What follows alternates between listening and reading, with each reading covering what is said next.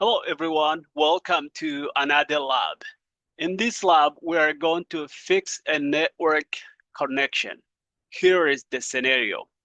You are the IT administrator for a small corporate network. The person using the Office One computer has called you and said that they can no longer access the network or the internet. You suspect that the user has been adjusting their computer on their own. In this lab, your task is to diagnose and fix the problem. Here's the info. You will know you have fixed all the problem when the Office One computer can ping the Office 2 IP computer and ping the DNS server. That is very much what we have to test before we say, oh, we are done with this lab. While the troubleshooting this issue, consider the following. All what have been listed up here is something that give us the hint what we have to do very much. So let's start with the first one. Say the network does not have the DHCP server. What that will tell you, if you already have good understanding of the network concept, that means you have to manually assign the computer IP address. There's no way the computer can able to get the IP address by itself, which is usually done by DHCP server, which is not the case in this scenario. Then the next one is that the default subnet mask should be used for all computers. That will great information that we have because we don't really have to think about, oh, what type of subnet mask that this computer is going to be used, because all the computers that have been here is going to be used the same default IP subnet mask. Then moving on the other end to say the connection problem might be in the operating system configuration, the hardware, or both. That is also the great hint because we don't have to just think like, oh, okay, so the user actually misconfigure or do something with the computer setting, which is disconnect the computer from internet. We at the same time we have to think about the hardware as well.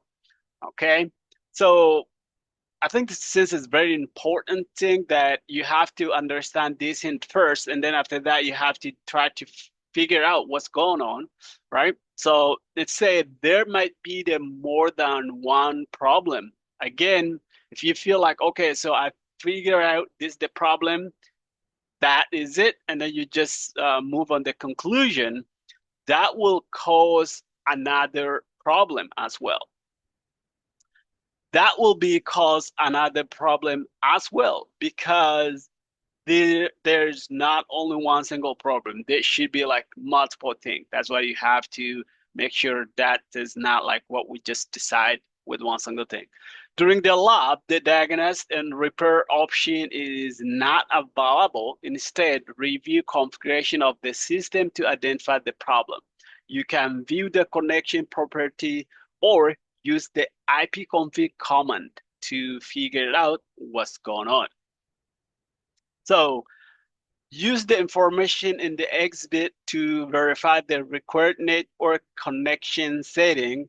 That is another way that we can able to check what's going on.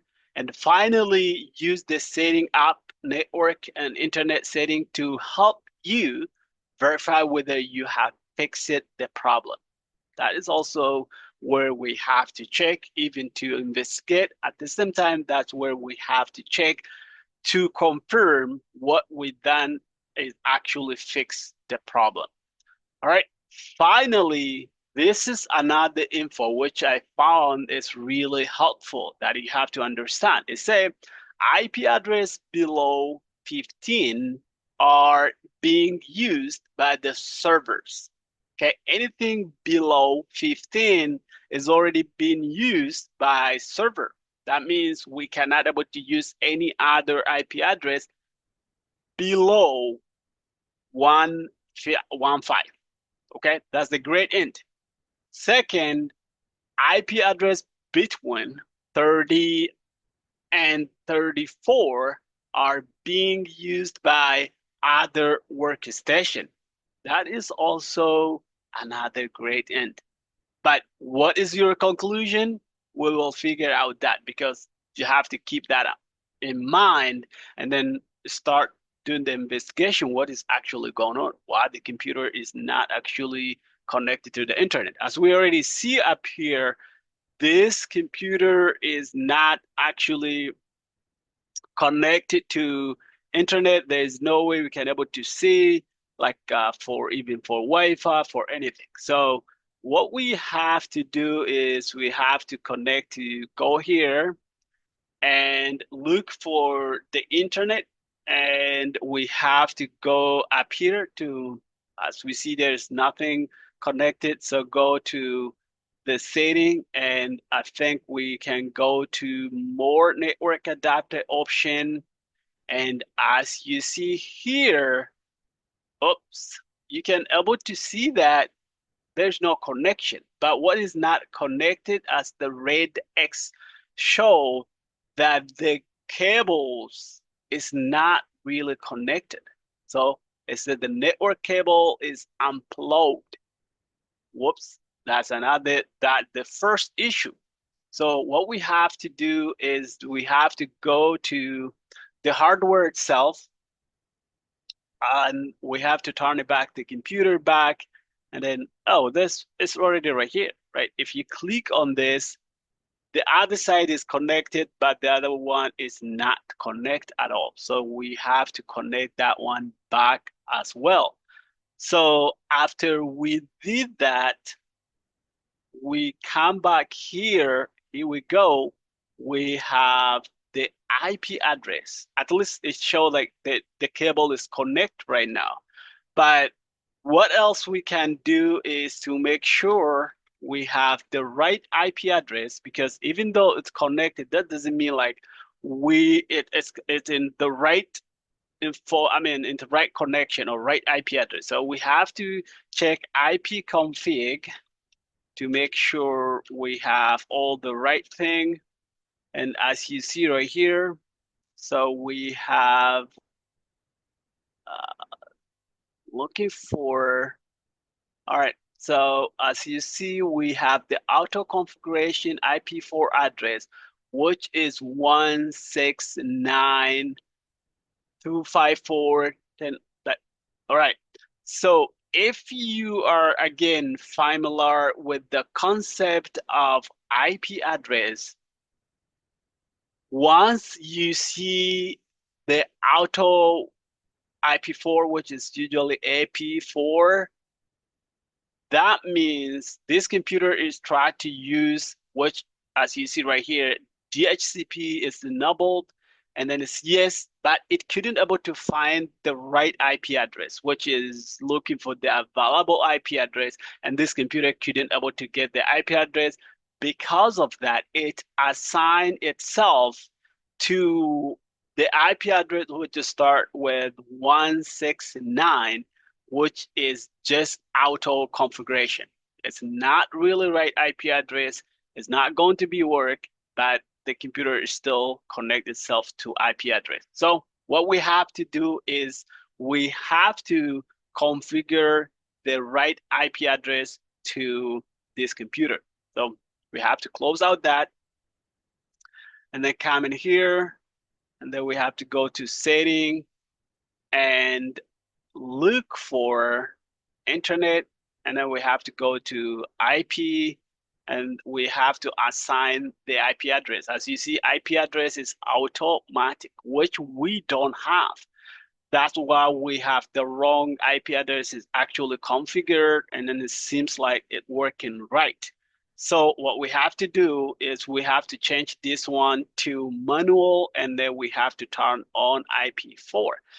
So in order to do this assign IP address process, what we have to do first is we have to go back and use the information that have been given for us. So as you see here, the default subnet mask should be used for all computers, so which we don't really have to worry about it. And also there's another information which say use the information in exhibit to verify the required network connection. That is the second information. Lastly, or the third information is this info, which is really give us from where to where we can pick the IP address and assign to this computer.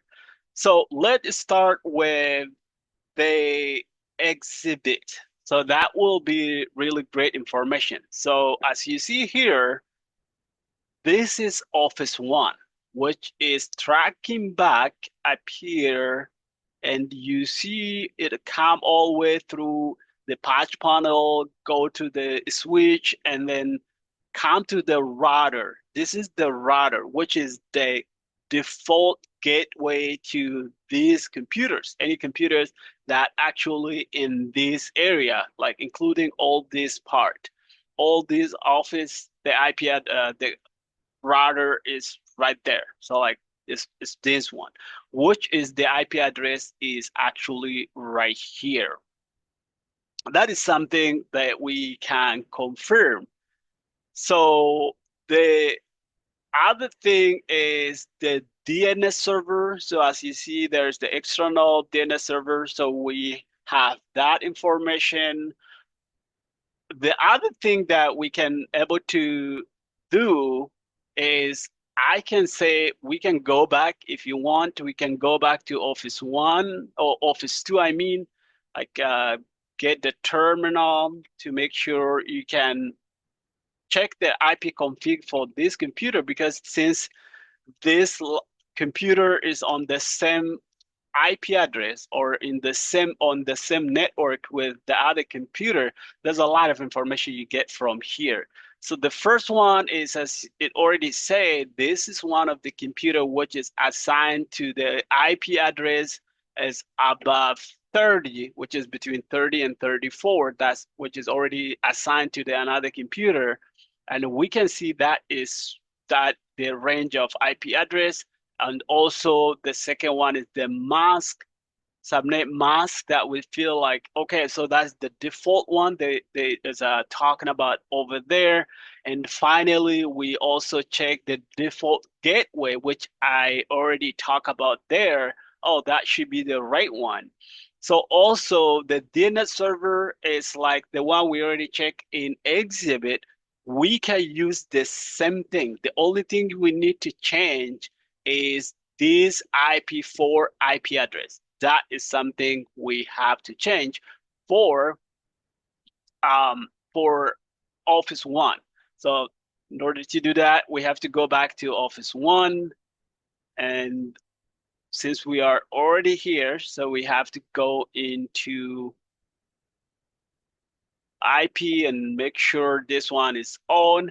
So since the IP address given to us is 168.0 dot, so we can assign any number from 115 to 30, because we know anything above 30 to 34 is already assigned, so we cannot able to assign that one. So anything which is between this one, from this information, which is between, I mean, like between 15 and 30, we can assign any IP address, but not including 50, not including 30. So like anything between that. So I think because of that, we are safe to say, like we said, that's 24. And then subnet mask, as we already see, that is just the same one. We don't have to change anything. That is the default one. For default gateway, we are going to use the one which is already given over there.